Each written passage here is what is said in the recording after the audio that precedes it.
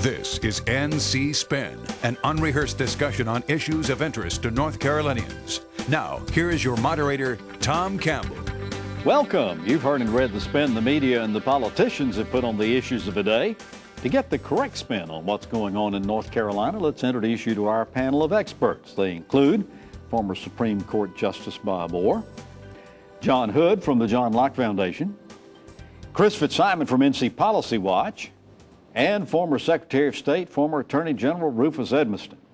We've got an informative and interesting show this week that begins by discussing the ongoing same-sex marriage issue, the continuing UNC academic scandal, and how the new makeup of the appellate courts in our state might impact our laws and our lives. Let's get started. Well, the same-sex marriage issue isn't going away anytime soon. When the U.S. Supreme Court refused to hear an appeal of the Fourth U.S. Circuit Court of Appeals, which declared bans on same-sex marriages were unconstitutional, more than 30 states, including North Carolina, declared them legal. Some magistrates refused to marry same-sex couples on religious grounds, prompting the Administrative Office of the Courts to declare that magistrates were legally required to do so. Senate President Pro Tem Phil Berger and others entered a lawsuit, and Berger promised to file legislation exempting magistrates from the law. Then the whole matter was further complicated when the U.S. Sixth Circuit Court of Appeals ruled that states could ban same-sex marriages. Bob Orr, we almost feel like we're watching a tennis match here, back and forth. Where do we stand in North Carolina on the same-sex marriage issue? 40 love. It's reminiscent of the Billie Jean King, Bobby Riggs match of 40 years ago. Seriously, though, the Sixth Circuit decision to hold that in the 4 states comprising the Sixth Circuit, Tennessee, Kentucky, Ohio, and Michigan, that their same-sex marriage laws were valid, prohibitions against same-sex marriages, dictates that the U.S. Supreme Court is going to have to take the case. We're not sure when. They haven't formally announced it. But I would encourage folks to read the majority opinion in that Sixth Circuit case. It's really one of the best and most entertaining opinions from a federal court you'll ever read. I mean, it was that high praise, it really? is high praise. I mean, it was fascinating. But I want to touch just a second on the magistrate issue here in North Carolina. Now we'll get to that in a minute. Okay, well then I'll stop and say it's going to the U.S. Supreme Court, and they've got some interesting legal reasoning ahead of them. Yeah. So let's get to what's going on between Administrative Office of the Court Director John Smith and Phil Berger. I mean, this is almost a really interesting match. I mean, it's drama taking place between them. Smith is saying to Berger, these people are sworn to uphold the Constitution of the United States in North Carolina, and same-sex marriage is constitutional. They have to abide by the law.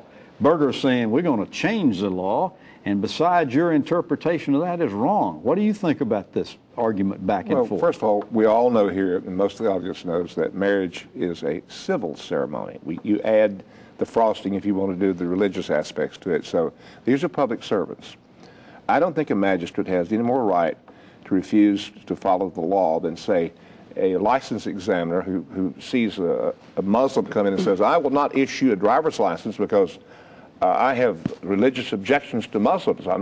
You've got all kinds of permeations, every kind of exemption in the world, and I don't see how you could have any order other than what Judge Smith has said, and I respect the President Pro Tem Berger, but I think he's just dead wrong. So what's going to end up happening here? Is this one going to court too, John?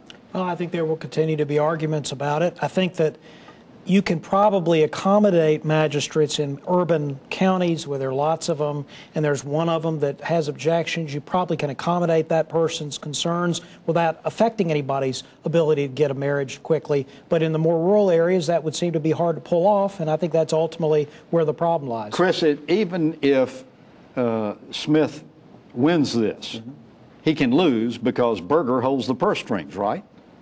Well, no, I mean, he can get retaliation through budgeting. Well, I would hope that Senate President Pro Tem Phil Berger would not take out on magistrates across North Carolina his own political views on an issue that right now has been decided. The Supreme Court has not taken the Fourth Circuit case. Gay marriage, same-sex marriage is legal in North Carolina. magistrates have a responsibility, as Rufus said, to follow the law. You know, I think it was 1977, there was a magistrate in Forsyth County that refused to marry an interracial couple on religious grounds. That case went to the court. The court said you have to marry him, in effect. And if people have deeply held religious objections, then they, I think, should find another line of work. And I think Berger is also doing this for political reasons to motivate his political base. All right, Bob, I want to hear your take on this. Well, the statute does not say that magistrates are required to perform marriage ceremonies.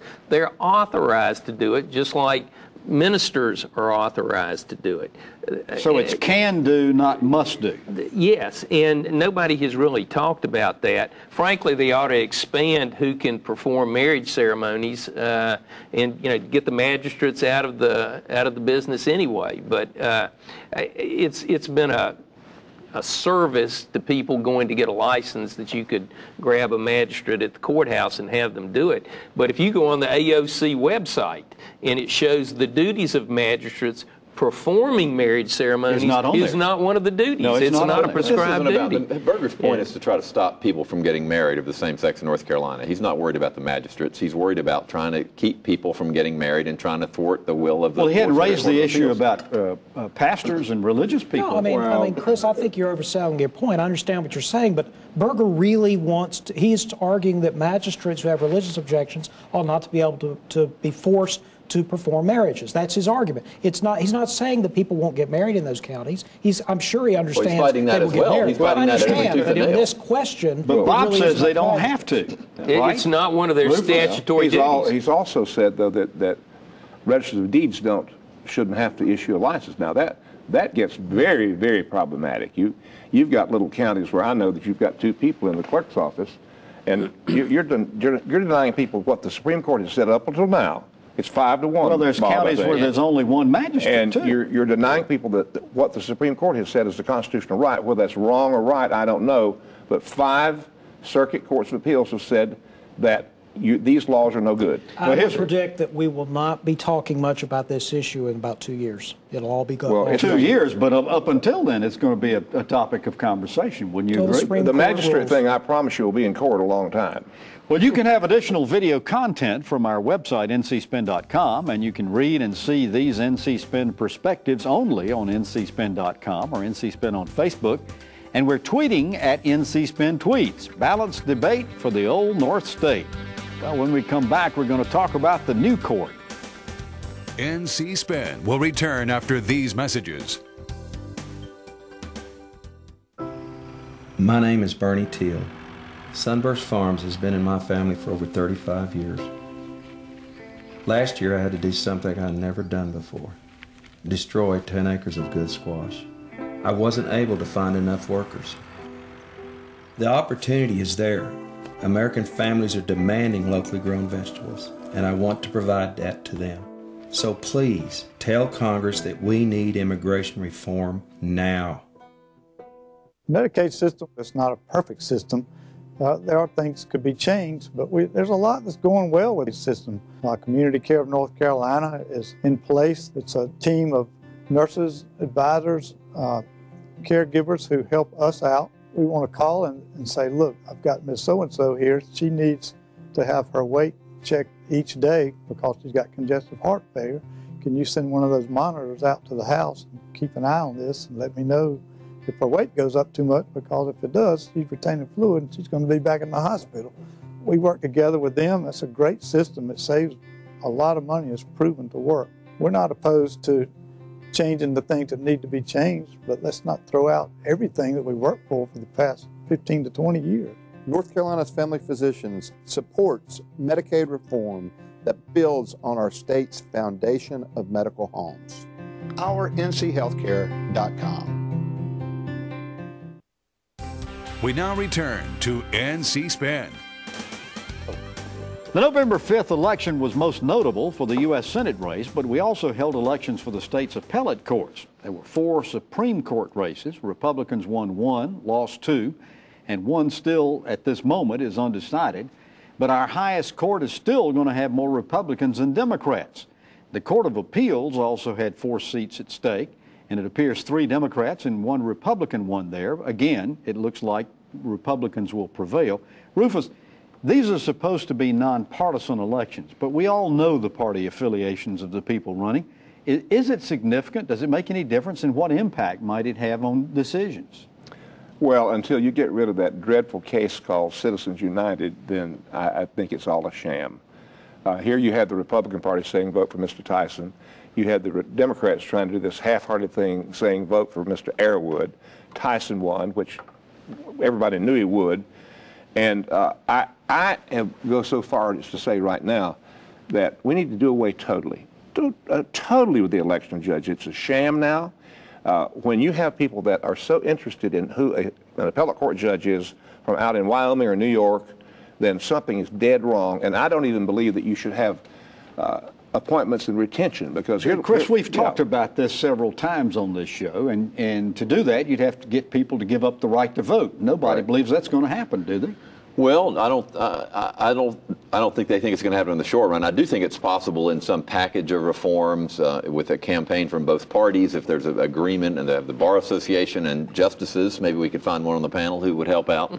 I mean, I think that what really strikes me is that I think we need to reform the whole system. But the 19 candidate for one Court of Appeals race was really absurd, and I was hoping that would trigger, and it has on this show. But I think more discussion around the state about we have to come to some common sense way to elect appellate court judges. Or I mean, to select them. This is just, it's ridiculous. And the clear solution to that, of course, is to go back to partisan elections, where you have partisan primaries, and therefore you would only have party nominees. Bob, you've been one who's said that the clear solution is to appoint instead of elect. Yeah, well, that's in the broader context. John's right about the 19-person fiasco. But let me take up for the judges. I ran 5 statewide judicial campaigns.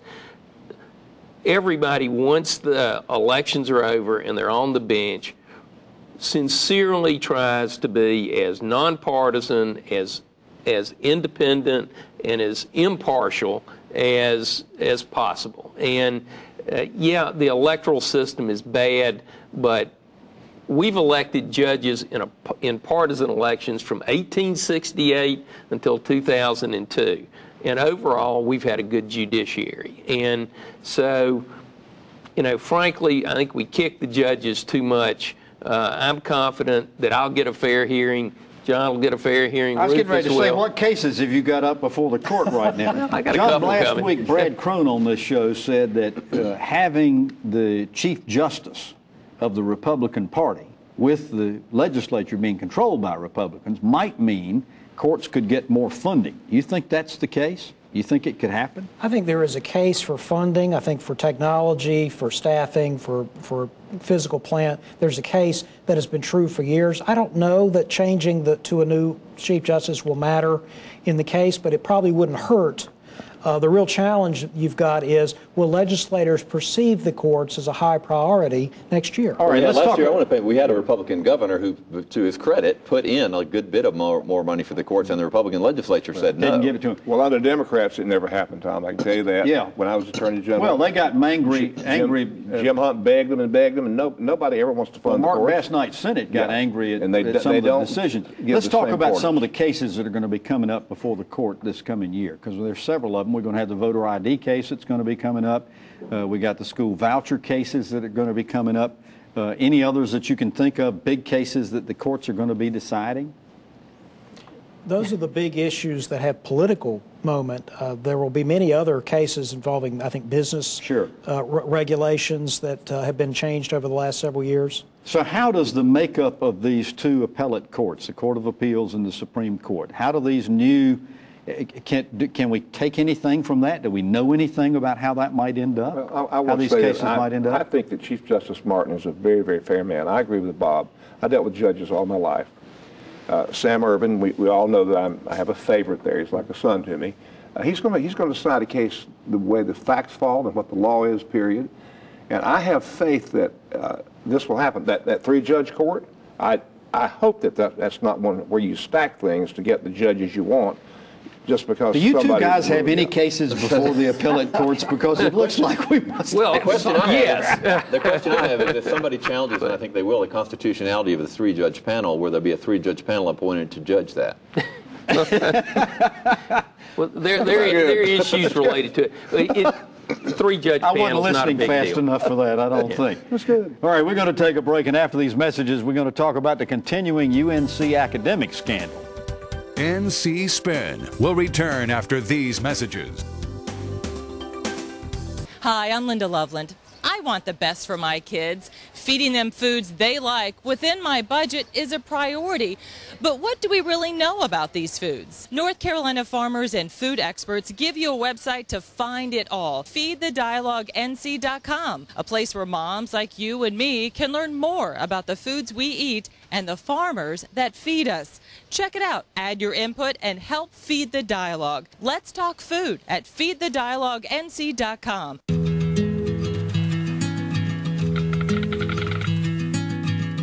The cost of everything has gone up dramatically over the last 75 years.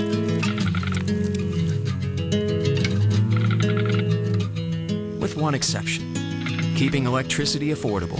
That's the power of your co-op membership. Learn more at togetherwesave.com. North Carolina's Touchstone Energy Cooperatives, looking out for you.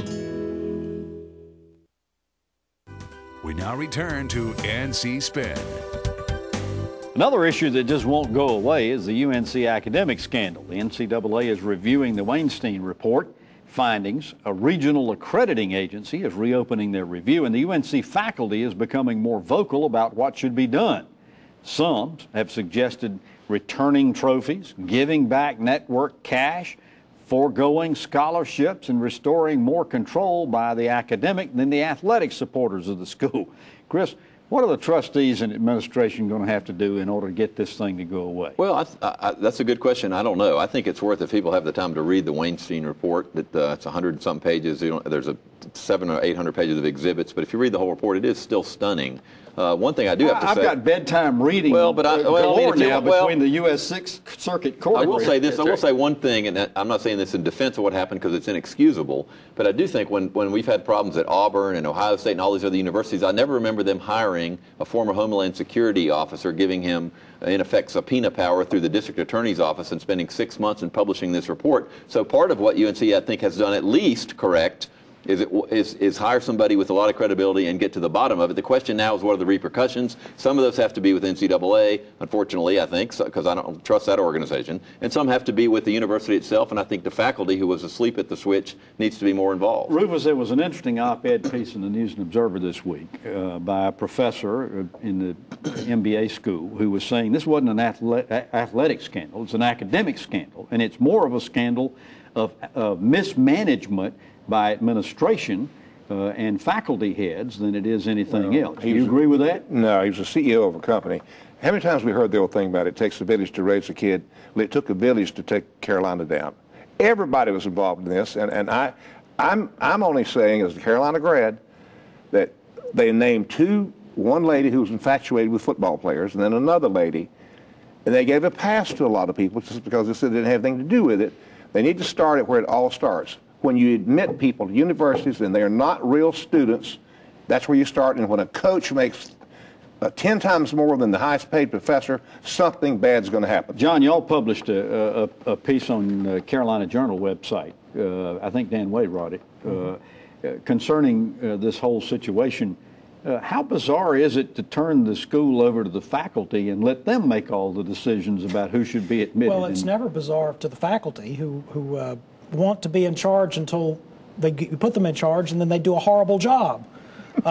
Look, I'm not going to say I hate. I like to paraphrase President Bush in this case. One of the aspects of this scandal that needs to be clearly understood is the soft bigotry of low expectations.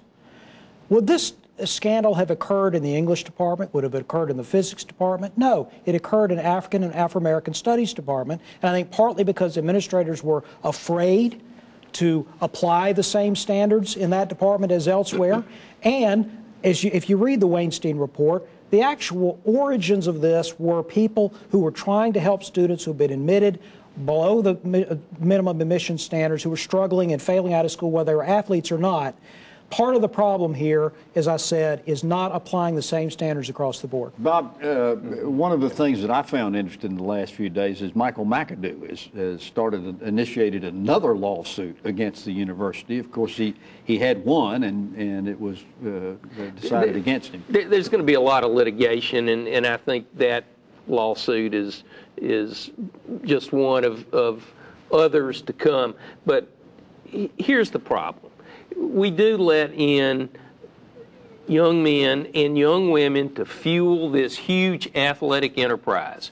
And many of them, unfortunately, do not have the academic skills to compete at the college level.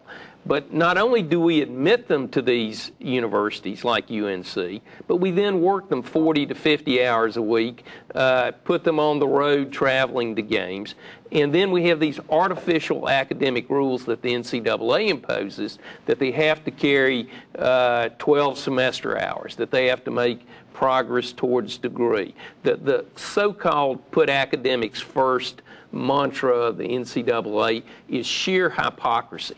And this issue is not going away at UNC until the model is UNC blown up. Going to cause the rest of the NCAA colleges to have to, I mean, are there going to be repercussions? If any of them are doing truly fake courses, they won't do them anymore. That's about it. Well, right, that's about it. Nothing's going to happen. There's still going to be courses at every campus, and just, again, not to excuse easy courses. Fake. Everybody knows where they are. Certain professors give breaks to athletes. It's the only way to keep the farce alive. I thank God for them, frankly. I took one time. It's the hardest course I ever had. It was called Old Testament Literature. I think our university, my university, has to lead the example. If it means just shooting the whole place up, exploding it, please do it. Oh, wow. Well, after these messages, we're going to ask the panel to tell us something we don't know. NC Spin is brought to you in part by the North Carolina Farm Bureau. The Farm Bureau and Agriculture. We keep North Carolina growing. Does your North Carolina business or organization have a story to tell? I'm Richard Campbell, and at Carolina Broadcasting and Publishing, we help tell stories that connect you to the people who will respond. We take the time to understand our clients' needs and what makes them unique. We craft their stories through the efficient use of words, images, and videos that resonate with their desired audience. We also know that a good story is incomplete without a call to action. On video, on air, online, and in print, from concept to final production, no one can help tell your story more effectively or affordably than we can. For special introductory offers, visit carolinabroadcasting.com or call 919-832-1416. Again, that's carolinabroadcasting.com. Let us help tell your story today.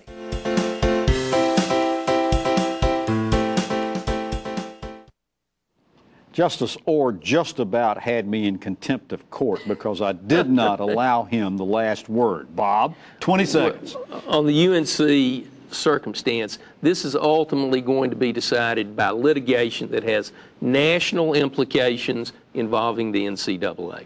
All right. Now, tell us something we don't know, Chris Fitzimon. I was recently at a presentation about North Carolina's demographics, and here's what's going to shape North Carolina in the future. Two facts. There are 50 counties in North Carolina that lost population since the year 2000, 50, half of our counties. In 2020, Mecklenburg and Wake County will have 22 to 23% of the state's population. 50 counties will have less than, combined, the smallest counties will have less than 12% of the population. So North Carolina will be dramatically different, not just in 20 or 30 years, but in 2020 when there's the next census. Wow. Rufus, tell us something we don't know. I'm back on the Constitution again. Article 1, Section 13 says that we shall have no religious discrimination, conscience. You can have your own conscience. Then you go back to Article 6, and it says that you have to believe in Almighty God to hold office in North Carolina. So I'm giving a warning. If you don't believe in Almighty God, you got to get out of office. You're in violation of the Constitution. Or confess or do something or go back and do it again. All right, Bob Orr, tell us something we don't know. Tuesday was Veterans Day, and I want to salute Jay Magnus, originally from Hendersonville up in the western part of the state, Vietnam veteran, career Navy chaplain, who is Bishop of the Federal Ministries for the Episcopal Church, working with Episcopal chaplains all over the world, serving the U.S. military and the VA hospitals. A great patriot, and a great North Carolinian. Or you're just absolutely shameless. First you're trying to rig the court, and now you're trying to get into heaven. I mean, how much worse can it be? He can hold office. John Hood, tell us something we don't know. After the elections, most of the attention was on Washington and maybe on the nation's governors, but missed the point that state legislatures was what a lot of the action was on November 4th. The Republicans nationwide gained 11 more legislative chambers. They now have 2/3 of the nation's legislative chambers. In fact, there are only 7 states left in the country where there's a Democratic governor and a Democratic legislature: California, Oregon, and a few states in the Northeast. State government, not just in North Carolina, but nationally, has become a largely Republican enterprise. And why? A variety of reasons. But mostly because the voters have decided to change places that were traditionally Democratic and give the Republicans a shot in the South and in the Midwest. So the handwriting's on the wall. Do good, or we'll replace you with another bunch. They were at risk the next time. Well, you've heard our spin on the issues of the day. To stay informed all during the week, give your feedback, read our weekly column, visit our website, ncspin.com, or catch NC Spin on Facebook. We hope you'll join us next week when we take on more issues of interest to the people of North Carolina. Until then, stay informed and watch out for the spin. Join us next week and get the spin on issues facing our state.